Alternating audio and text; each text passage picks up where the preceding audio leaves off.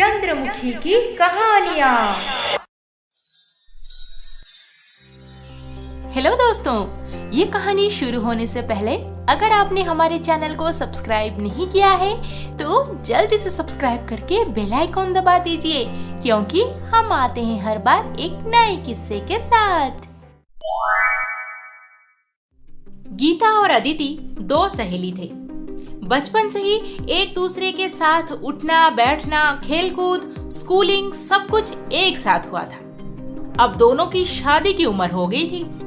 देखने में तो दोनों ही सुंदर और पढ़ाई में भी होनहार, पर बस एक चीज में दोनों में अंतर था कि अदिति पैसे वाले घर की बेटी थी और गीता के पापा का एक साधारण सा किराना दुकान था। गीता, मैं सुबह से तुझे ढूंढ रही हूँ, कहाँ चली गई थी तू? मैं बच्चों को ट्यूशन पढ़ाने गई थी। अब हम तो तुम्हारे जैसे पैसे वाले नहीं है कि कॉलेज खत्म होने के बाद बस हमें घूमना फिरना और मस्ती करना होता है। बस अब ज्यादा ताने मत मार मुझे। चल बोलना, क्या बोलने ढूंढ रही थी? मेरी शादी पक्की हो गई है और वो भी बहुत बड़े खानदानी फैमिली में। अरे वाह! और लड़का क्या करता है? Who cares? उसके कुछ करने ना करने से क्या फर्क पड़ जाएगा। वो लोग इतने रईस हैं कि उनका 7 पुरुष बिना काम काज किए बस ऐश कर सकते हैं। वाह, तेरी तो मौज है। तू जैसे चाहती थी लड़का भी वैसे ही मिला है। तुझे बहुत घुमाएगा फिराएगा, बस लाइफ में ऐश करेगी तू। हाँ, वो तो है। और तेरा क्या हुआ? उन लोगों से कुछ जवाब मिला? वही, दहेज के कारण शादी टूट गई। वैसे मुझे ऐसे घर में शादी करनी ही नहीं है जहाँ पे दहेज देना पड़े। अरे सुन, आजकल तो ये दहेज लेना ट्रेंडिंग में है, फिर तू कैसे बच जाएगी? पता नहीं, पर एक नेक परिवार हो और लड़का अपने दम पे कमाता हो, बस ऐसी ही फैमिली चाहिए मुझे। ऐसी फैमिली तो मिलने से रहा। वैसे हम लोगों को ना इतना सोचना नहीं चाहिए, क्योंकि नसीब में जो लिखा होता है सब कुछ वैसे ही होता है।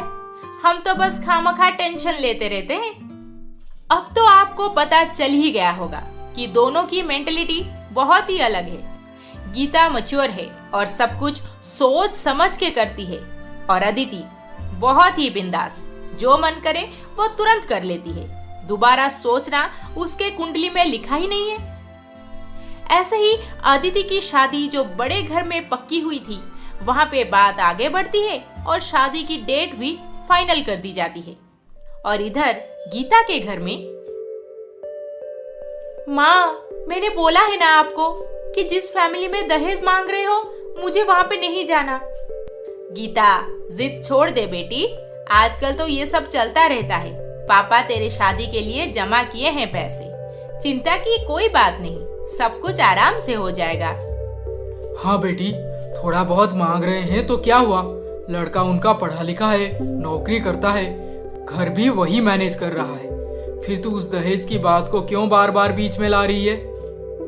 सुन गीता, पापा और मैं हम दोनों इस रिश्ते के लिए मन बना चुके हैं। अब तू माने या ना माने, पर तेरी शादी वहीं पर ही होगी।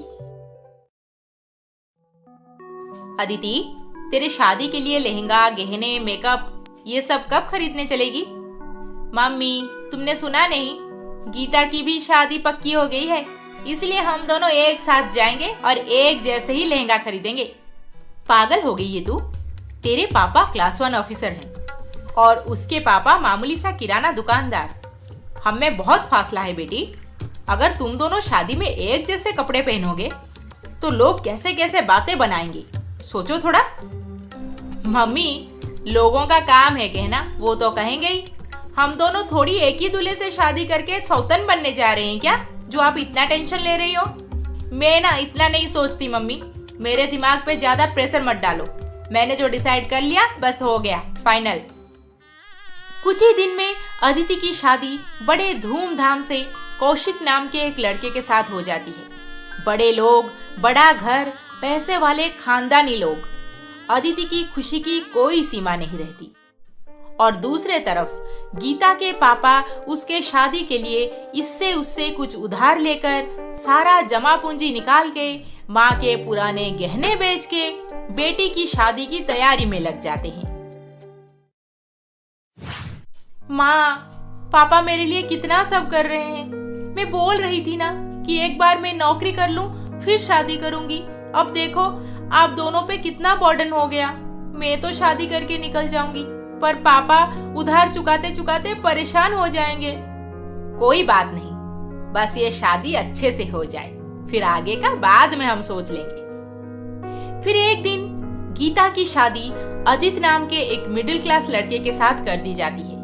अब गीता भी अपने ससुराल में बहुत खुशी से रहने लगी। सास, ससुर, पति सब उसे बहुत चाहते थे। एक छोटी ननंद भी थी जो कि गीता की अपनी सगी बहन से भी ज्यादा बन गई थी। कुल मिला के मान लीजिए कि दोनों सहेली अपने अपने ससुराल में बेहद खुश थे। फिर एक दिन, गीता, तुम्हें शादी में जो गहने मिले थे मुझे वो सब चाहिए। तुम्हें गहने चाहिए? पर क्यों?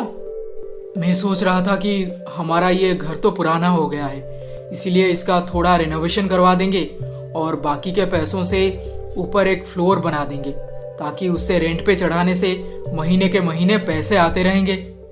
देखो अजीत, तुम जो सोचे हो वो सब ठीक है, पर मेरे पापा बहुत मेहनत से मेरे लिए गहने खरीदे हैं। मैं उन्हें ऐसे बेचने नहीं दे सकती।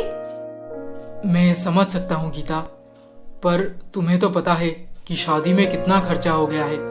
अब मेरे हाथ भी खाली हैं। नव्या की पढ़ाई और शादी के लिए भी सोचना है ना मुझे, इसीलिए मैंने ऐसे प्लान बनाया था। खैर कोई बात नहीं। गीता अच्छे से समझ चुकी थी कि अजीत को ऐसे मना कर देने पर उसे बुरा लगा। वो दुखी हो गया, पर गीता इसमें क्या ही कर पाएगी। वो भी तो अपनी जगह सही है। अपने पापा की मेहनत वो अपने आंखों से देखी है। अब शादी को कुछ ही महीना होते ही वो उनके बनाए हुए गहने बेच देगी, ये तो पॉसिबल नहीं है। फिर एक दिन सुबह, माँ जी, आपको अभी नाश्ता दे दूं? नहीं, मन नहीं कर रहा। क्यों, क्या हुआ है माँ जी? हर महीने घर चलाने के लिए मेरा बेटा मुझे 20,000 रुपए देता था, पर पता नहीं क्यों इस महीने 15,000 कर दिया।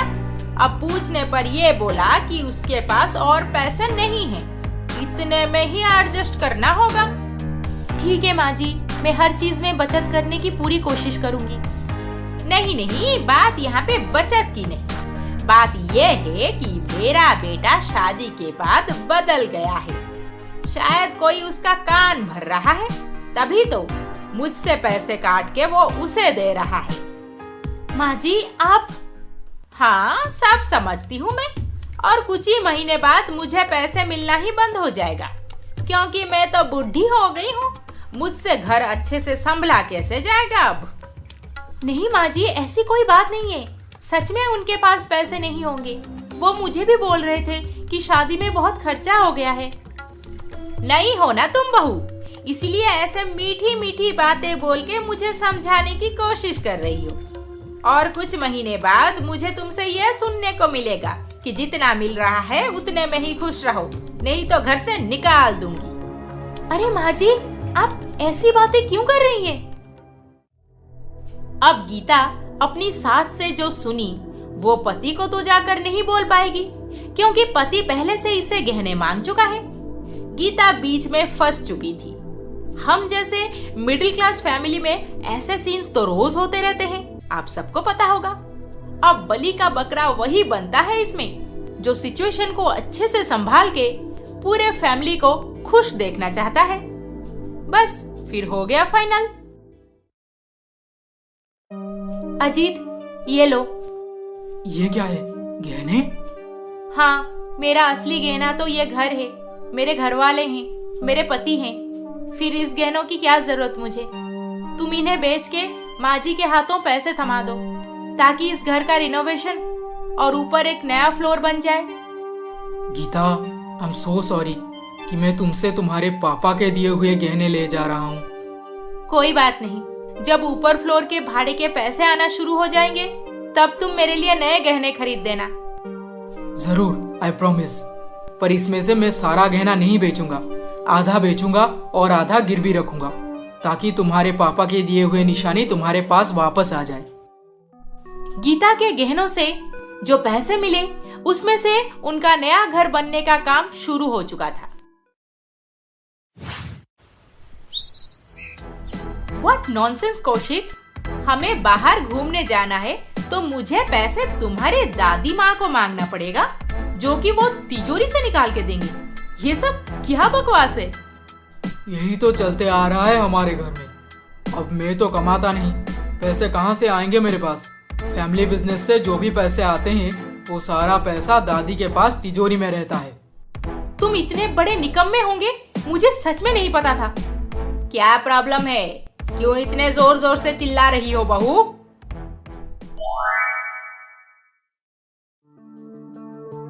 इसके आगे क्या होने वाला है ये जानने के लिए हमारा अगला एपिसोड देखना ना भूलें। और अभी तक आपने हमारे चैनल को सब्सक्राइब नहीं किया है तो जल्दी से सब्सक्राइब करके बेल आइकॉन दबा दीजिए। अरे अरे अरे अरे, इस वीडियो को लाइक शेयर कमेंट करना ना भूलें। जल्द ही मिलेंगे अगले एपिसोड के साथ। नमस्ते।